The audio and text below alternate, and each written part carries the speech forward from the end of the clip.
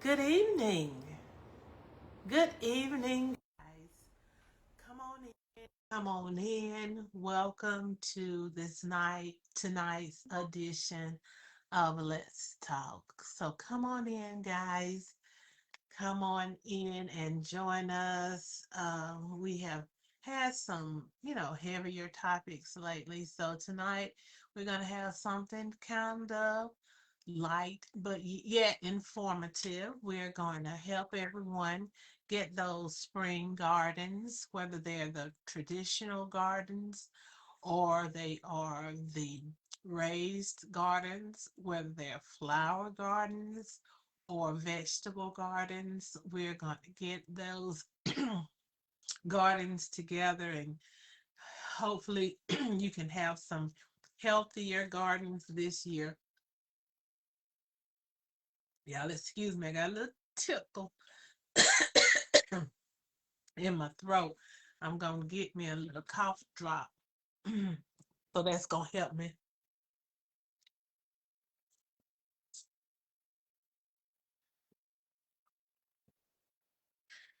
But anyway, the weather is doing its thing out there. It's just coming and going as it pleases. It's cool one day, hot the next. It was kind of chilly today, and I think it's supposed to be in the 80s tomorrow. So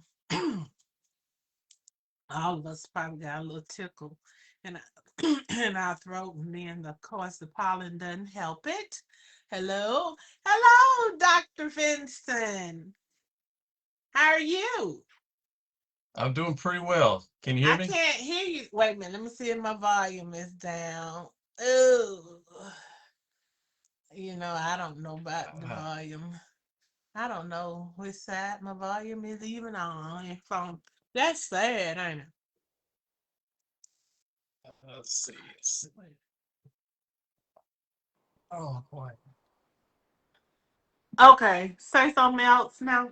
Can you hear me? Yeah, I got you. I hear you. I hear you very well. So, how have you been doing? I've been doing pretty well. Pretty well. That's good. I heard you've been moving mattresses. I have the mattresses, box springs, everything. They told me they had a little incident where the mattress fell out of the truck Yeah, yesterday. yeah, they did. They did. Well, they made the one last turn, and as they were making that turn, the mattress flipped out somehow. So Oh, okay. So they had almost made it off of yeah. 51. Oh, okay. So they turned it into the neighborhood. That's Oh, about, okay. Okay. So they did pretty good. They did pretty good. yeah, almost made it.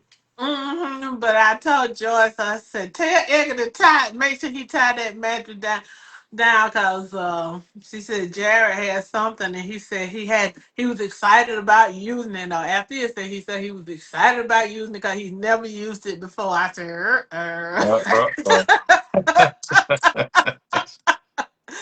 That's right. oh, I said, That's right. Yeah. somebody might need a little help. You need a little bit more practice on those things. So hmm Oh, but yeah, you're used to hauling stuff, right? When yeah, you're yeah, going to things, so you do that.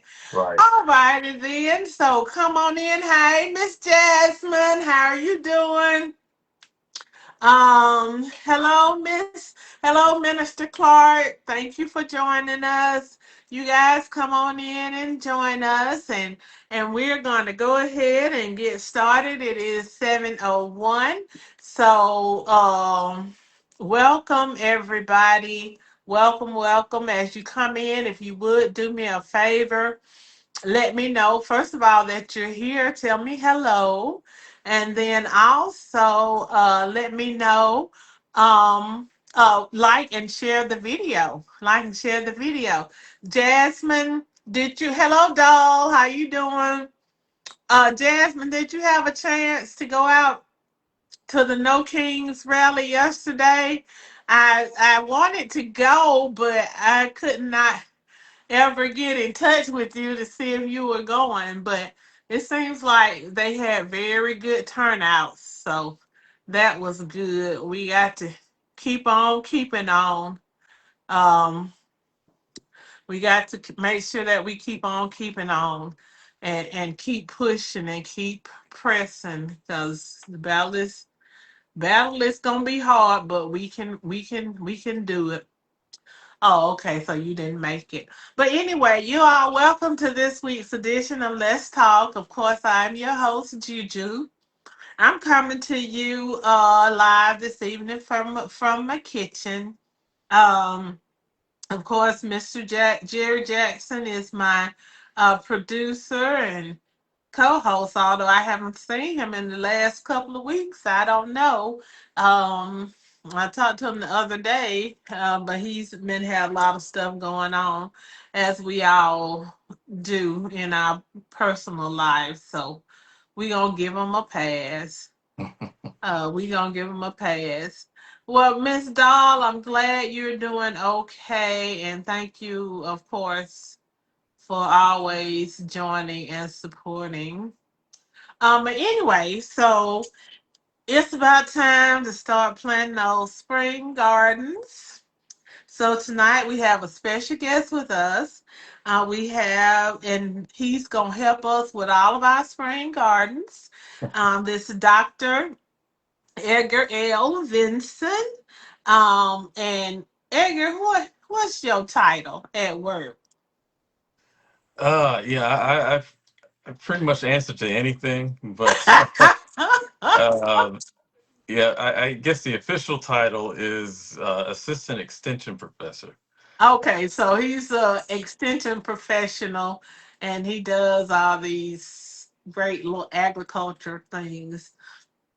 Oh, Mr. Edgar can grow anything. I tell people all the time he did what I for sure thought couldn't be done when he grew some bananas on my banana tree out here. And he got to get back to work on my banana tree because it hadn't been doing good the last couple of years. So because I've been calling myself taking care of it. So anyway, hopefully he can put his Midas touch back on my poor little banana tree. Um, so now you guys, what I really want to do tonight is just really allow you all. Hello, Duchess. How are you doing? She put Edgar's title extension assistant extension professor. So Oh, anyway, um, but anyway, so I really want you guys to be able to ask your questions that you have about your gardens, your flower gardens, or your vegetable gardens, and I want Dr. Vincent to be able to help you guys with your questions. So go ahead if you have any questions about your garden, gardening in general. Then you can go ahead and put those in the chat, and we're gonna let Dr. Vincent answer those questions. In the meantime, Dr. Vincent, t- tell us a little bit about yourself, about your work experience, about the things that you do. okay. Yeah, good. Yeah, well, first of all, just want to say thank you for this opportunity to kind of showcase what I do and the things that I like to do. I've just give you a little bit of background. I uh, have a just an educational background. I have a degree in biology, BS in biology, and from the University of Alabama, and went on to Auburn and got both masters and PhD degrees there as well. And I'm in the currently in the Department of Horticulture, and so my position is it's 50% research, 50% extension. Some people consider that outreach, but it's extension. And what I do is I work primarily with fruit crops and fruit crops, but I do have experience with vegetable crops as well. And so, but I work with fruit crops and primarily peaches and strawberries. Those are my two focus crops. do work in that as well. And what I do is I work very closely with growers, people who grow strawberries and peaches and blueberries and uh, work with them. And what I do is I conduct research that kind of helps them. Basically, what it does is we try to answer some of the questions that they have through our research, so that we can supply them with research-based answers to the questions that they might have. Okay. And so you try to help them to produce a better crop. Exactly. Yeah. Okay. Yeah. Okay. Make it more sustainable. Okay. Mhm. All righty then. Well, that is awesome. And hello, Tiffany Williams and Rodriguez Barnes. Jasmine Hayes says, my garden grows every year, and I'm always asking Father Edgar tons of things, first and second hand. He has saved me many times, whether he knows it or not. So, Jasmine, that's a testimonial right there. That's the second testimonial that Edgar has his ability to grow crops and to grow plants, and he says he's made his focuses on fruit trees and other vegetables, but I have a rose bush in my yard, and it is the prettiest rose bush. Now it gives me fits because it just grows wild. I cut it last year. I cut it all the way down to nothing, and right now it is so pretty and so green. And I think that little thing was about this big, Edgar, when we Mhm. planted it. Right. Uh-huh. And now it's everywhere. And if anybody knows where I live, if you pass by and you see all the huge trees in my yard, I think they were They were little little. Yeah. they were little trees when Edgar planted those, and now they are huge. They provide so much shade for my yard. I'm so appreciative.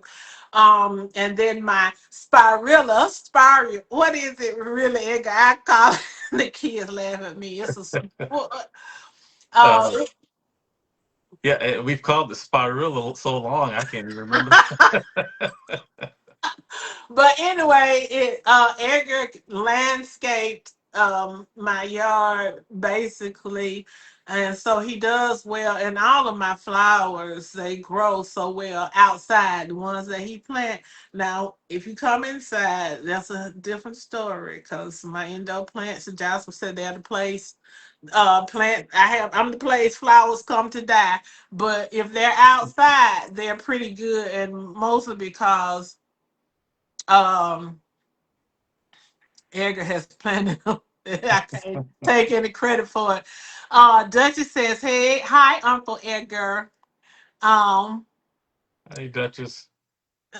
okay, so we're gonna get to it. To some questions. So, what what is the key really to growing a good, healthy garden, flower garden or vegetable garden? What is the key factors? Well, the key factors are your location, the soil, and and just the location of where you locate your garden. So it's important to make sure that your garden has at least 8 hours of sunlight. Okay. And I see a lot of homeowners, home gardens with that issue. Is the plants aren't, not as vigorous as they thought they would be. They're not really producing like they thought they would produce, and it's mainly because of where they are, and they've got them in areas that are just too shaded. And Okay. most plants require quite a bit of sunlight, so that's Okay. one thing. And then the second thing would be soil, how they manage the soil and watering. Uh, uh, we like to water our soil. We like to make sure our plants get plenty of water, but if the soil is not well drained, we want a good well drained soil, because the roots of the plants actually, believe it or not, they require oxygen. And we don't really think that because they're buried under the ground. We think that there's not enough oxygen, and also we water them, but uh, they do require oxygen, The and roots, you the said the roots roots? the roots Okay. require oxygen. And if we water the plants too much, if they're in standing water a lot, then we're filling up those spaces with water, those soil spaces with water, and the roots aren't able to get oxygen. And we start to get Okay. root dieback, and all other problems start to develop after that. Okay. So like last year it rained a lot. It rained a lot. And Mhm. so my banana tree didn't get very big. That's why because it rained so much last year. Well, it could be. It's with that banana plant, they do require quite a bit of water and quite a bit of fertilizer. Oh, okay. And if there's not a lot of standing water around, and the water is just not the soil is just not saturated all the time, then it should be okay. But Okay. yeah. Okay. All right. And Minister Clark wants to know when does she supposed to plant her greens? Yeah, that's a good question. You can actually plant the greens in uh, the spring or the fall or late summer, fall. That's when I prefer to plant them. I prefer to plant them in the late summer or fall when things are starting to cool off. The Okay. plants, they'll have enough time to grow, and just before the cold weather really sets in. And we I mean, if you're a collard green connoisseur, you know that after the greens have been through a frost, For that the really helps the frost. flavor. Yes. Oh, okay. Um, Oh, okay. All mhm. right. Now, do we need to prepare our soil before we start planting our gardens? Right, and that's a good question. If you're real serious about growing a garden, then it's going to take quite a bit of prep. It's going to take some preparation if you really wanted to do it correctly. And so it's a good idea if you're going to grow vegetables or even the fruit trees or fruit.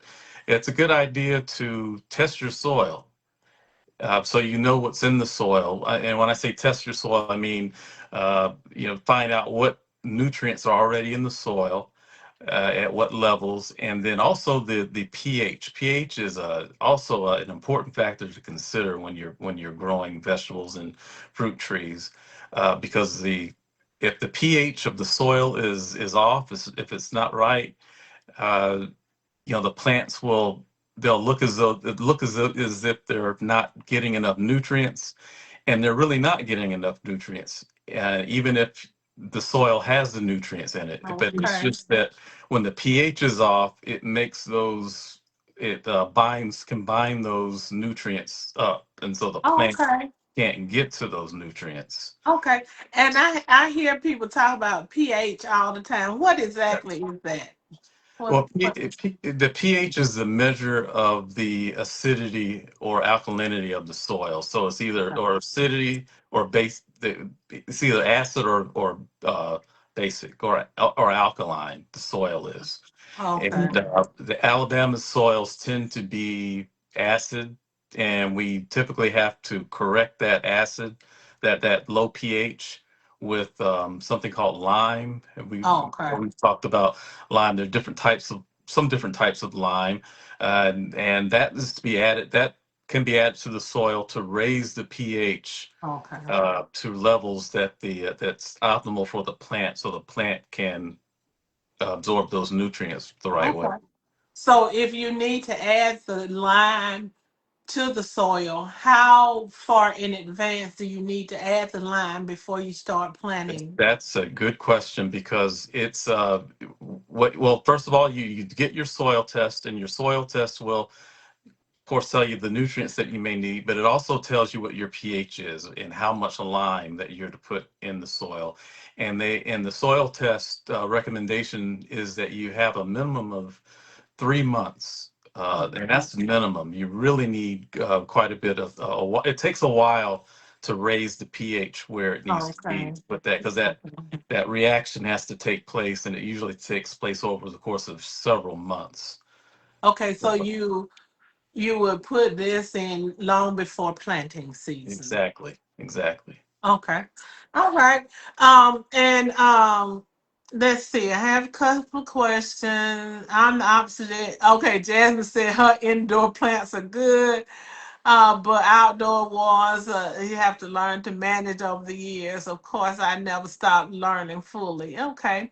So Jasmine says, how does the science of water propagation work with with roots needing oxygen? Oh, it's a good question. Yeah. Okay, so so if you've got a plant, like if you're propagating a plant, and sometimes what you can do, you can cut off of a piece of a plant and you stick it in water, and then that plant starts to make roots. It starts to Mhm. root, and then you can take that out, and then you can put it in soil, and then you've got yourself another plant. The thing with water, there's actually oxygen in the water. There's oxygen diffused in the water, and that's what those the plants are using. Those plant roots are using, is that dissolved oxygen in the water. Now that the oxygen can get depleted, and it can In the set up water? yeah, in Okay. the water, and it sets up goes from aerobic to anaerobic, and that's when you get that stagnant water smell. Mm-hmm. And Mm-hmm. so there's very little to no oxygen, at least not enough oxygen in that water. That's why if you're propagating plants like that, it's best to keep changing the water, because you Oh, put okay. fresh water in there every time. So Okay. Okay. And Minister Clark wants to know what fertilizer is good for planting. Good for fertilizing your, I guess, vegetable garden. yeah, there's several different ones on the market, and that's one of the things that that like a soil test will tell you. It's you can have you've got the fertilizers that typically have three numbers on them, right? And that it's that the first number is the amount of nitrogen, the percentage of nitrogen in the fertilizer. The second is phosphorus, and the third is potassium, that NP and K. I'm not sure what Greek word that potassium is, that K is standing for, but that K Okay. stands for potassium, and P for phosphorus, and N for nitrogen. Nitrogen is typically the lead one. People usually, when they're thinking about a rate of fertilizer, is usually the rate of they're applying it based on the rate of nitrogen. But you can get fertilizers like triple 13. You'll see 13, 13, 13, and that's a balanced fertilizer. You've got a balance of nitrogen, phosphorus, and potassium.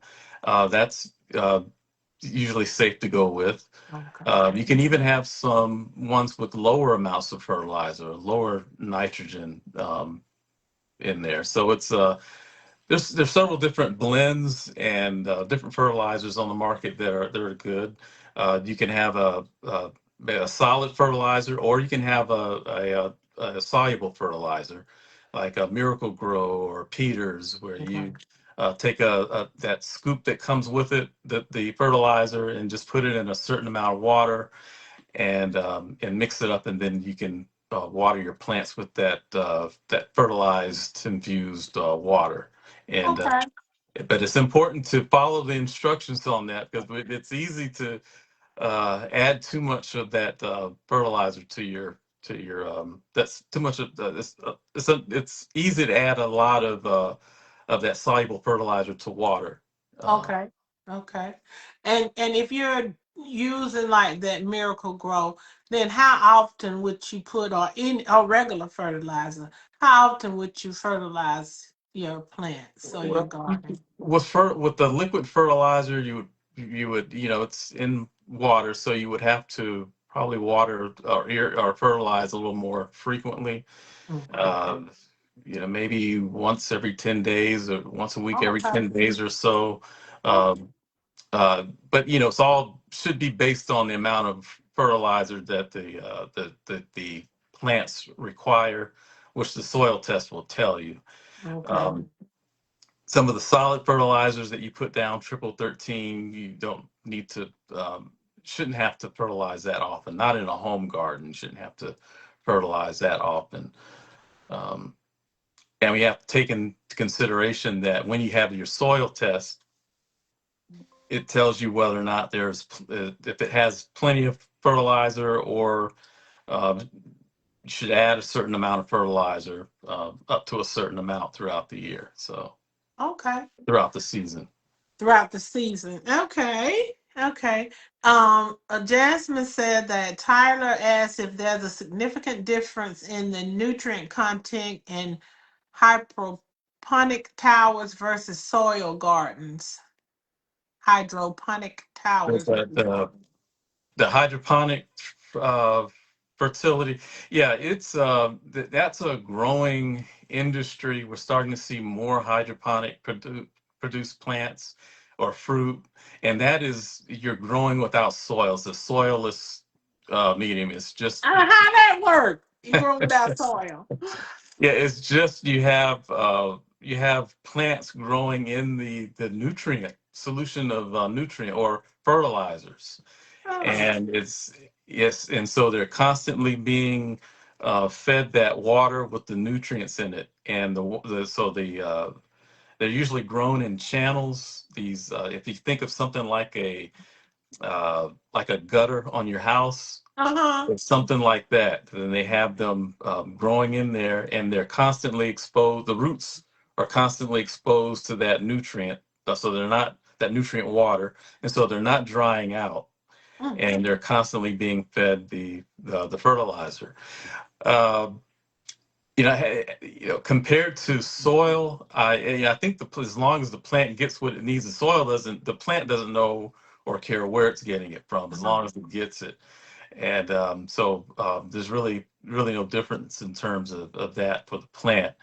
But for people, the question is management, and there's certain plants that don't necessarily do well here, but there's a market for it. So we bring them on the inside, and then we start cultivating them on the inside. Oh, okay. And when we do that, we supply them with fertilizers. Um, you know, quite often in hydroponic systems like the one that Jazz Oh, is talking about. well, Tyler and Jasmine, y'all fancy. I'm still trying to get with the raised bed gardens, and now y'all done gone hydroponic, no water. Who y'all fancy? Darlene Todd says I have three hydrangeas outside, two other plants inside. I cut the hydrangeas at the end of the year. They grow back every year. The inside ones, I water them when the leaves start to droop. I've named all of them and talked to them every day. My mom used to say they respond to talking, and it's been working for years. Okay. Minister Clark said, my garden is an old child swimming pool. Okay. My collared son didn't do well last year, but my cucumber did. Okay, so she has a raised garden. So let me ask you about the raised gardens, Dr. Vincent. Can you grow the same thing in a raised garden that you can in a traditional garden? Or now they got the hydroponic garden. But anyway, can you grow the same things? Yeah, you can grow the same things in a raised bed, or raised garden. It's a thing of convenience and comfort. Something a bed that's not strictly on the ground, and you have to bend and stoop, and when you get older, it's that becomes more of a issue. And But you have weed. and weeding. Yeah, so if you have a raised bed, something that you can probably kind of sit on, and then you can then tend to the garden that way. You can weed, or you can harvest, you can water. things like that. So it makes it a lot simpler. The thing about the raised beds is that you've got that gravity that's pulling the water down. So when you water your plants, it pulls the water away from the roots, so they're not building up. The water is not pooling up around the roots and creating issues like I mentioned before, with the Okay. lack of water. So raised beds, or raised gardens like that, they're beneficial in that way. Okay. Um. So if you have a a raised garden, and I guess you're gonna buy the soil, right? You buy it. So you don't have to worry about getting it tested and all of that, right? Or not, right? Well, you don't. You can buy some of it. You can buy some of it and then maybe mix it with some compost, or it doesn't necessarily have to be strictly something that you buy. Um, Okay. but So I would still, you can still have it tested to find out Okay. what's in it, um, And do you still fertilize it and you like? still fertilize exactly. Yeah. Okay. Okay. All righty.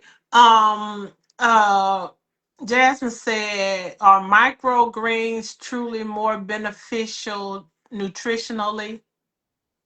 What are microgreens? Jasmine and Edgar.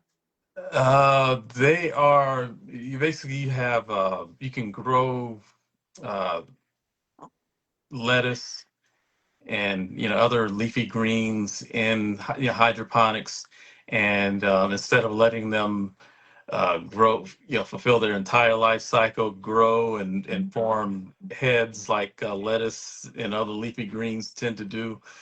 They're actually harvested early, Oh, okay. when they're small, like maybe 5 or so, a few weeks just after planting.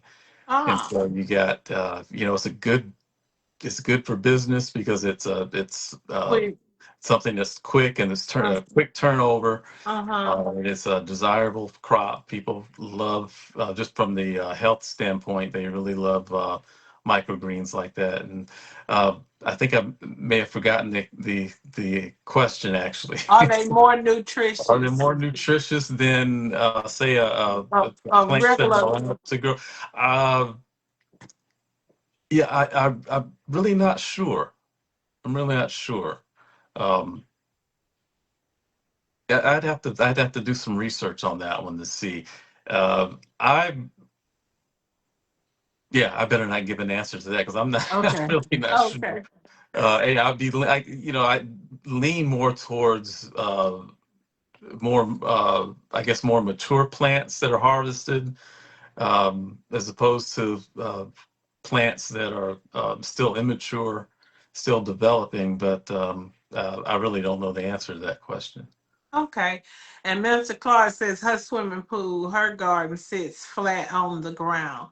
So when you're doing the raised gardens, do you have to have, like if she says swimming pool, you have to have holes in it for the water to Yeah, run? well, you like with the swimming pool idea, it's you and it's good as long as there are plenty of holes to allow the water to drain. You don't really want water to pool, or to collect at the bottom of the pool where Okay. the roots are growing. So yeah, you have to have plenty of water.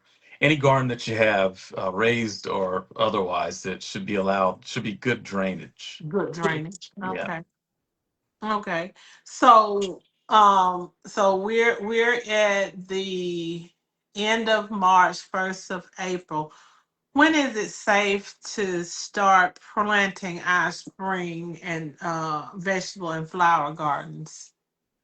I'd say it's safe to plant after, yes, a lot of people say April 15th, and that's a good one. I tend to like to plant later, just because I just want to be certain that all chances of like a late frost or or low temperatures might move into the area and kind of make you have to start all over again with your planting. So, uh, 15th or around the 1st of May, probably the 15th would be good. And it really depends on where you are in the state. North Alabama, uh, Later. may have to work a little bit later, and Hmm. Central and South Alabama tends to get some more frost-free days than North or Central. But even in the North, I think they get around 200 frost-free days. So yeah, so yeah, at least as long as it's after April 15th, you should be safe. Okay. Jasmine wants to know, this is her first year doing strawberries from seeds. What are the best tips? They're ever bearing, I believe. She said they're ever bearing strawberries. Okay, yeah, and so they're going to produce throughout the year. Uh, yeah, that's not everbearings aren't really what you typically see on the market, but they should grow. You know, once they mature, they start to flower, then they'll just flower, and they'll enter a reproductive stage. I don't want to sound so scientific, but they go into a flowering stage, and then they go into what we call a vegetative stage, where they start to make these runners. The runners are actually baby or miniature clones of the plant. So you have a mother plant, kind of like a spider plant. You have a mother plant, and then you have several little spin-offs of that. Okay. Yeah, and so that's what you have, and then you start the process all over again. We have um, flowering, fruiting, uh, the making of runners, and then flowering and fruiting all over again. Now they will shut down when the temperatures get very warm into the 90s, Okay. and they won't flower or produce any fruit. But then when things start to cool off, towards the late summer, if there is such a thing, typically things they do cool off, and then you'll start to see another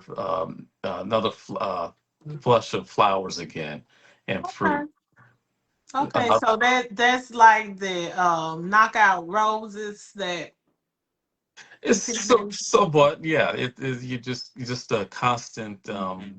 Uh, you can get production throughout the year.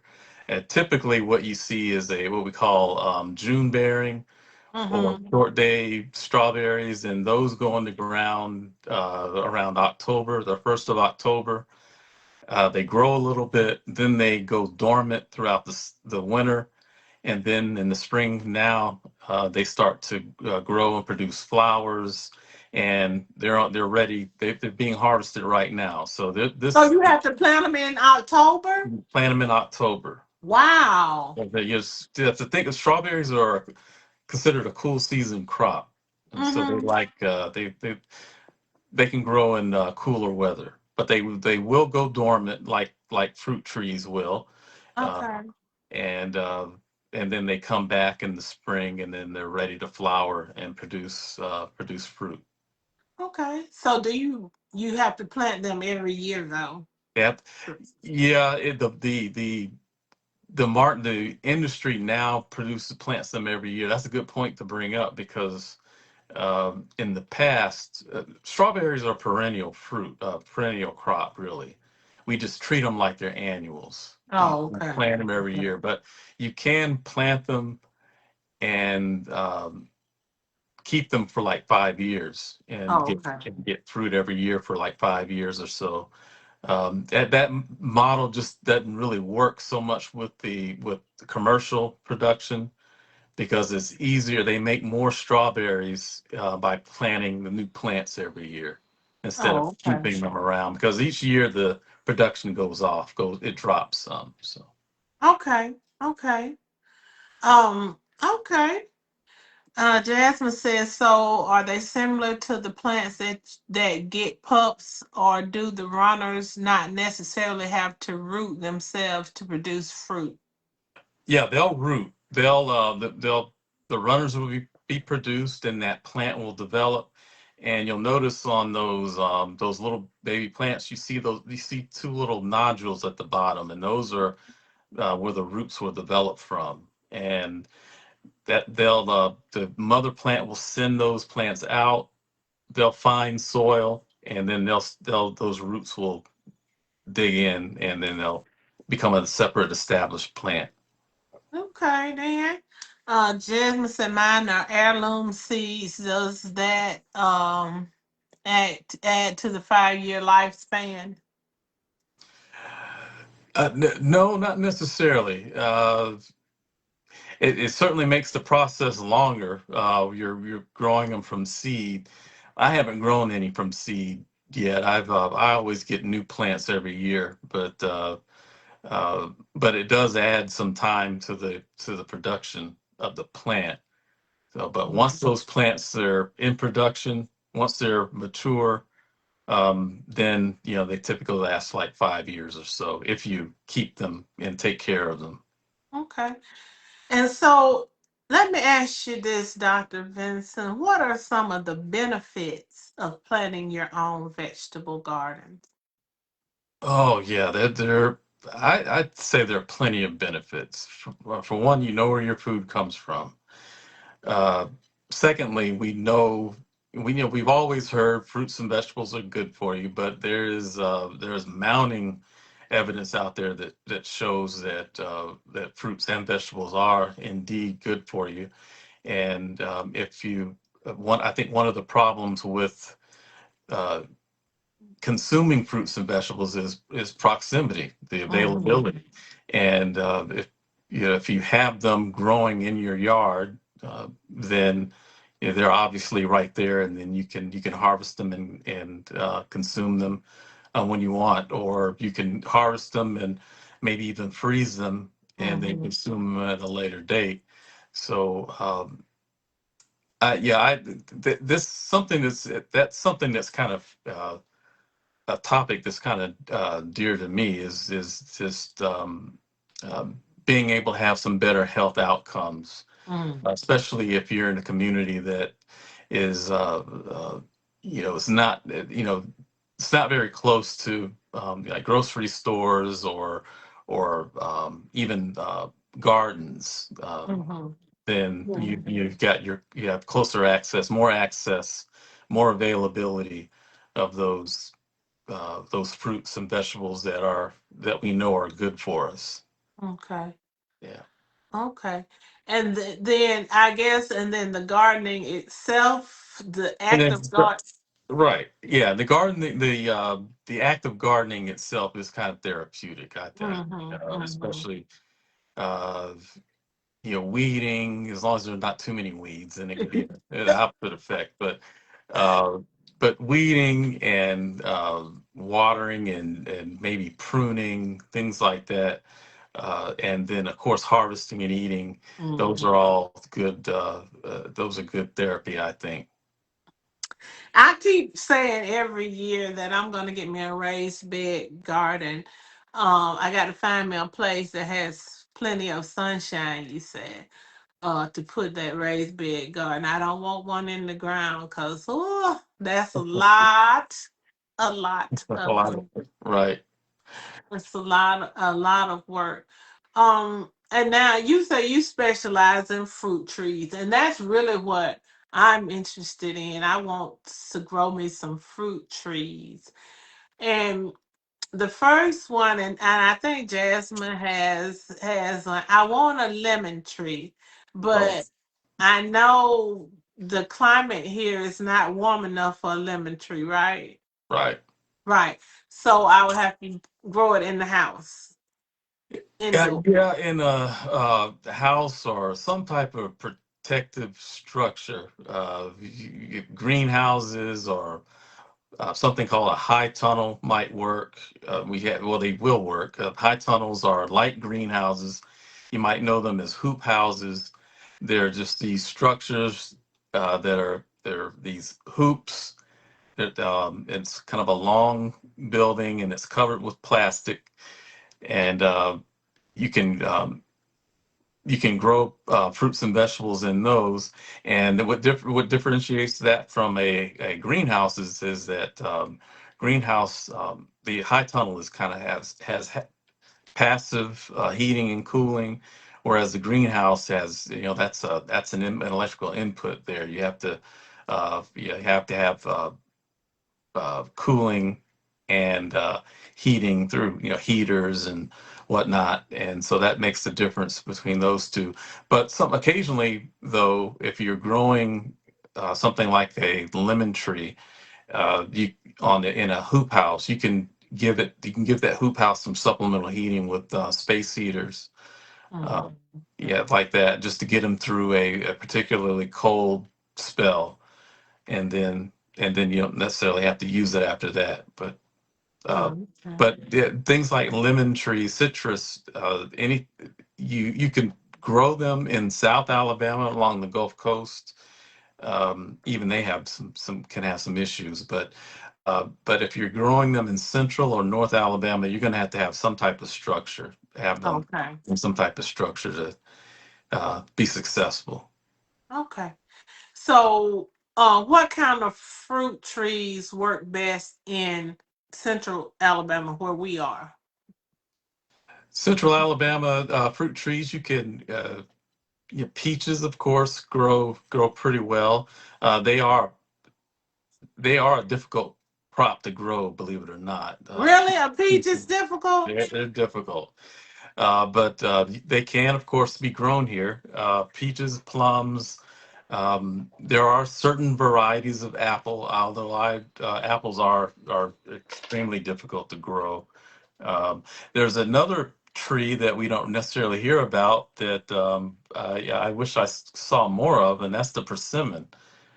Uh, Oh, okay. we have you have different types, and oftentimes when I mention the persimmon, people think that they think of something that's really sour, and but there are types of persimmon that you can eat fresh off the tree. The ones that are sour, you typically have to harvest them, and then you have to wait a little while. The astringent type, they call them, and you have the Okay. non-astringent types. But yeah, that persimmon is another one I would like to see more of. Okay. And you and I were talking the other day about crab apples. Crab apples, yeah, So they grow good, well in this area. they'll grow well here. Oh, okay, because I want me some crabapple trees, and Yeah, I know you we talk a lot about growing fruit trees and how they have to sometimes have a partner or a mate in order mhm. to grow well. So and you said the crabapple trees, some do and some don't. So Some what do. about? Mm-hmm. Yeah, yeah. Some crab apples do. Some are called they're self-fruitful, Mm-hmm. and that they don't necessarily need a pollinator, a Mm-hmm. companion plant to they can swap pollen and bear fruit, but they all could use some pollination, some outside pollen. It does help with the fruit set and the quality of the fruit, but there are some types that don't require pollination.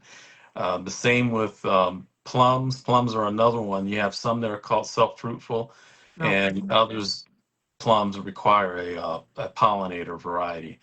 So when you buy a fruit tree that requires pollination, it's important to know the variety that you're growing, and also the whether or not it requires a pollinizer, a pollinator companion plant, and what types of pollinator plants would go best with it, because they're going to have to flower at the same time. So you're going to have to be sure that they follow the flower. You don't want them flowering at different times, um, and they just lose the benefit of having that pollinator there. So, Okay. but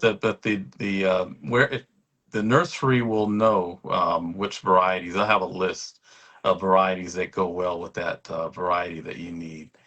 Um, and there's also another thing to be concerned with fruit trees, and that's the amount of chill they get. They have to be exposed to a certain amount of cold weather, and different varieties have different requirements.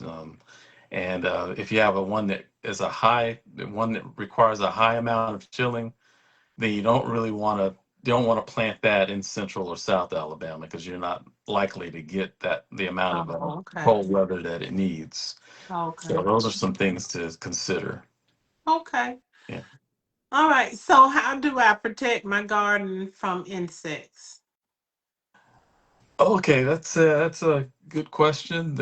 They you would one of the things would be, believe it or not, is through sanitation, and that is making sure that well, for one, uh, that you don't have old fruit. Like if you don't Okay. harvest a lot, Okay. you want to make sure that you harvest frequently, so you don't have that fruit ripening on the tree and attracting fruit there. And Okay. especially Okay. when they start to rot, they attract even more insects. Another one is actually pruning. You can or you can prune your trees so that you don't have a lot of so that there's just not a lot of congestion in the center of the plant. You you want, and also you want to make sure there's uh, no two pieces of wood that are rubbing together, no two branches that are rubbing together, because that, believe it or not, causes injury. And it actually, that tree is actually sending out signals to insects, letting it know that Oh. it's suffering, and then they're attracted to that smell, and then they come directly to the plant. Oh. So, so it's important to keep the trees pruned, make sure no branches are rubbing together, make Oh. sure there's plenty of air movement. You have it pruned such that you get plenty of air movement through the tree and sunlight penetration through the tree. Those are some things that you can do to minimize the occurrence of insects. Wow. So the branches rubbing together is a signal to the Right, insect to come get me, huh? right. Okay. And what about the bigger animals? Like people say the deer ate all my collard greens or Oh, something. So yeah. how do we keep away the bigger animals? Fences, netting. Yeah, that's the best way to do it. There are some deer repellents. Some work better than others. Some people have had better experiences with it than others.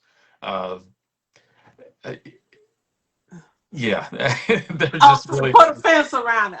yeah. Okay. So put some type of protection around the fruit if you can. Oh.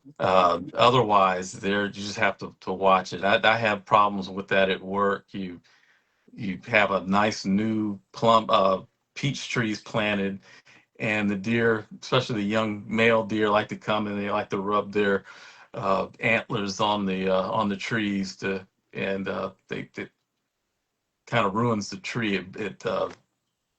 It damages the tree, and so Oh, okay. yeah. Sometimes they overcome it, other times they don't. So. Okay. So they rub that, is that scratching their That antlers? yes, yeah, I think it's trying to remove velvet Uh, uh, from their antlers, and they find anything like a tree or anything to kind of rub that off of their antlers. oh, okay. Jasmine Also, says, uh, okay. What were you saying? I'm sorry. They also love peaches. They love to eat them. So They love to eat the eat the peaches. leaves, the young peach trees. So, Oh, okay. yeah. Like them dogs that was eating my banana tree. Oh my goodness, we won't talk about that.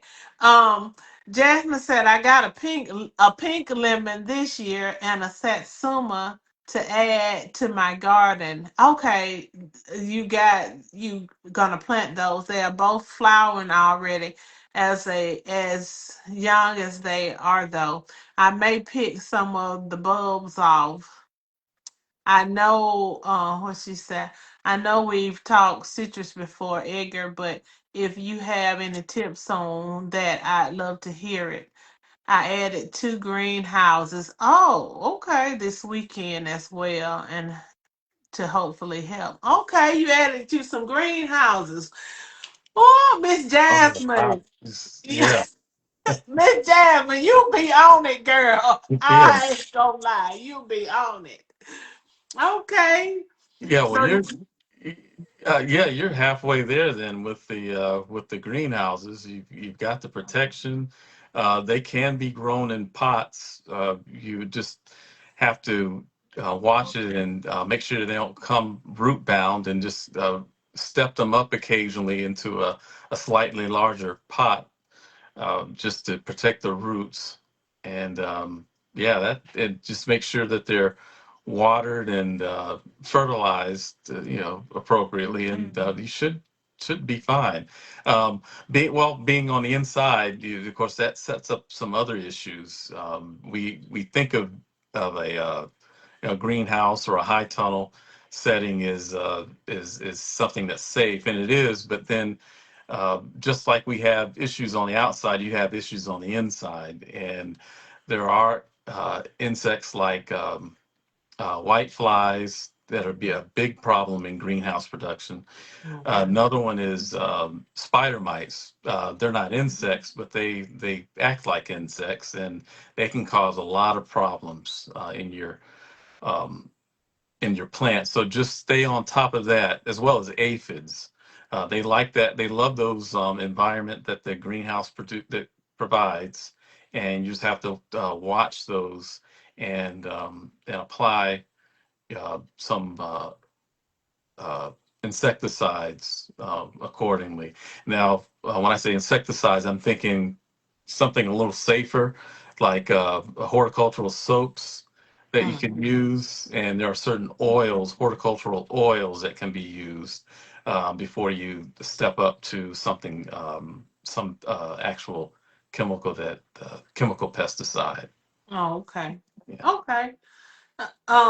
And so I guess what was so I'm going back to my lemon tree. So if I put it in the pot and put it on the inside, but during the summer I would put it outside so it can get plenty of sunlight, light, right? Right. Okay. Yeah, Okay. in the greenhouse or a high tunnel, you've got the benefit of you've got the clear plastic, and so you're getting natural sunlight in that. But when you're growing them in the house, that can be the challenge, is making sure they Mhm. get enough sunlight. Uh, Okay. yeah, you could get some supplemental lighting, like a plant light, that may Mhm. help, because eventually they'll start to shed leaves when they're not getting enough sunlight. Enough sunlight. Mhm. Okay. And then I guess the final thing I have to ask you about is my little palm trees. Um, okay, so they do really good. Everybody loves them, how pretty they are. But like the first several years that I had them, the leaves never turned brown. But now it seems like the past 3 years or so, every year, like I have to cut all the leaves off because they turn brown. Why is that? Is it just because it has gotten colder those years, or is it something else?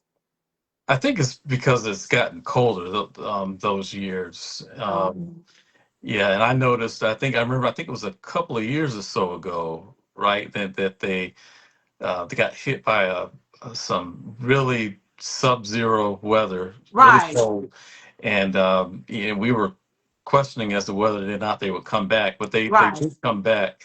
But so I think it's lately they've just been getting a little more exposure to those Okay. cold temperatures. No cold Yeah. temperatures. Hmm. Okay, and I was just wondering, I was like, now before my leaves never turned brown, but okay, so. That's good. But when I prune them back and prune the leaves, I think I like them better anyway with just the top Yeah. flower.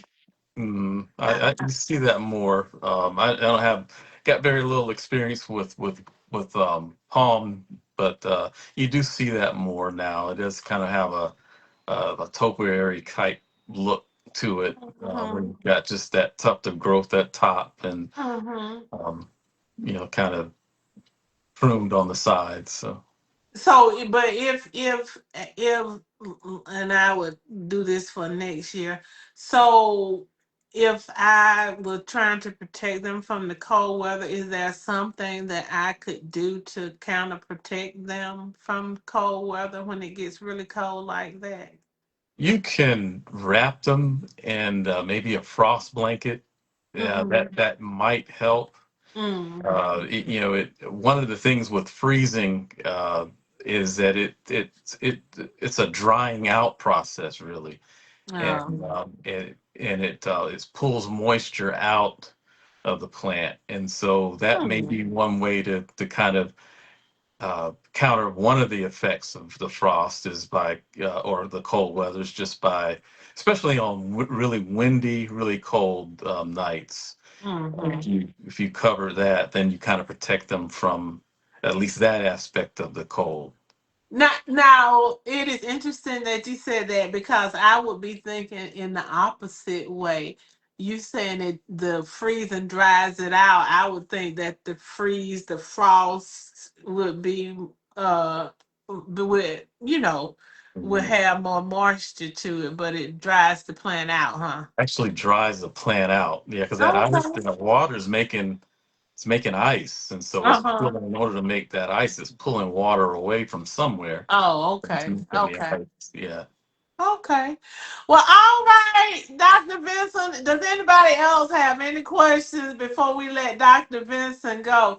Him and Jasmine have taught us a lot tonight, and we're gonna have to step our game up to keep up with these two because they are serious about this planting thing.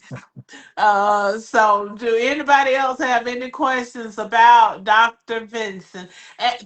Dr. Vincent, and the one thing, Dr. Vincent, you had told us before, and I don't think you mentioned this time. Where do people? How do they get their soil tested? Oh yes, they can get their soil tested. You can go to your local extension office, and each county has an extension office. You can go to the Lee County Extension Office. They can give you soil testing bags. There used to be boxes, but they're bags, um, and they give you that along with some instructions, and then you send it in. You send that sample in Okay. to the soil lab on campus at Auburn University. Okay. All righty then. Well, Jasmine Tan says she has a lot of questions for you, but she won't keep you. She'll just call you. And then Okay. y'all can talk about y'all hydraulics and all of this uh, other stuff that we amateur farmers know nothing about. Okay? All right. All right. Thank you, Edgar. You have a good night. You're welcome. Thank you. All right. All right.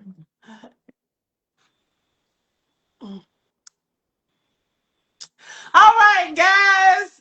Thank you, everybody, for joining us tonight. And it was extremely informative. I always enjoy talking to Dr. Vincent because he is full of information and knowledge, and not just about plants, guys. I try to get him on here to talk about other things because he's very like Jasmine. They are very knowledgeable about a lot of different things because they are people who are very well read, and so they can talk to us about a lot of different things. So maybe we'll get him back to talk to us about some other things. But anyway, so announcements.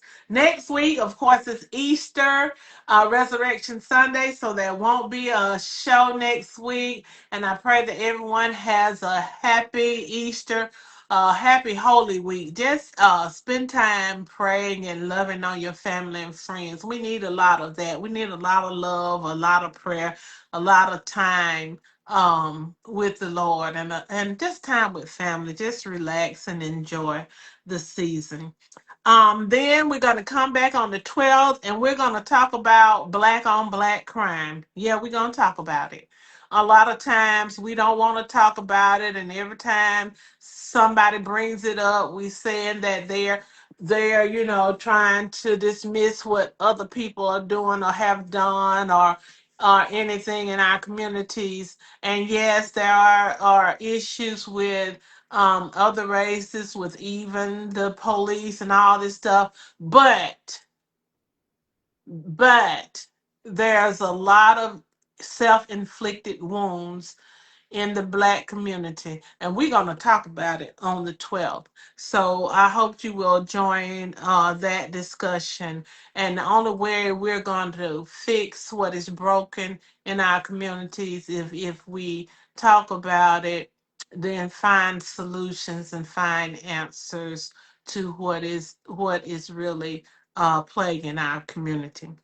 All righty then. Don't forget that there will be a voter registration and restoration drive on April the 12th, 26th at St. Luke AME Church. Let's Talk will be hosting that a voter registration drive. So we hope if you need any help with the voter situation that you come on out. Make sure, guys, that you do check your voter registration um, and check your status before the election comes up, because there has been a lot of chicanery going on with voter rolls. And Alabama has a primary election on May 19th. May 4th, that's the voter registration deadline for the May 19th election. So you have until the 4th of May to register. And so if you have not registered by the April 26th date, then just come on out to voter registration or event that we're having at St. Luke. May 12th is the last day to apply for an absentee ballot in the mail. May 14th is the last time to apply for an absentee ballot in person. May 18th is the last day to hand deliver your absentee ballot, and all absentee ballots must be received by mail by noon on May the 19th. And Georgia has its general primary election also on May 19th, and the last day to register for the Georgia primary election is April 20th. Um, April 4th, Walk with a Purpose, 100 Youth. Walk, it will be held it will start at 10 o'clock, and the walk will begin at Antioch Missionary Baptist Church and will end at the Covington Recreation Center, where they will have a lot of events for the youth and entertainment. So, if you're interested in participating in the 1,000 Youth Walk, that's this Saturday, April the 4th, starting at 10 o'clock, you can contact Tony Baker, at 334-740-1949. Okay? And also, April the 4th, this Saturday at 3 o'clock, Opelika Public Library Parenting 911 will have its citywide event calling all parents, um, rebuilding family trust. So that is what the focus will be this Saturday at 3 o'clock. I will be one of the guest presenters at that event, as well as Pastor Monique Summers and Dr. Angela Nelms, and I don't forgot the Griffin, Angela Nelms Griffin. Yes, okay. And so we hope that you all will come out and join us as we talk about rebuilding family trust. May 16th at 9 o'clock a.m., Nazareth Baptist Church will have a prayer breakfast. And the speakers for that prayer breakfast will be myself and Jerry Jackson. And so that will be at 9 o'clock, Nazareth Baptist Church. I hope you guys will be able to come out and support that. Also, don't forget Juneteenth celebration. St. Luke's 5th annual Juneteenth celebration will be June 27th from 4 to 7 o'clock p.m. It will be held at this um, at the on the campus of the historic St. Luke AME Church, 1308 Auburn Street.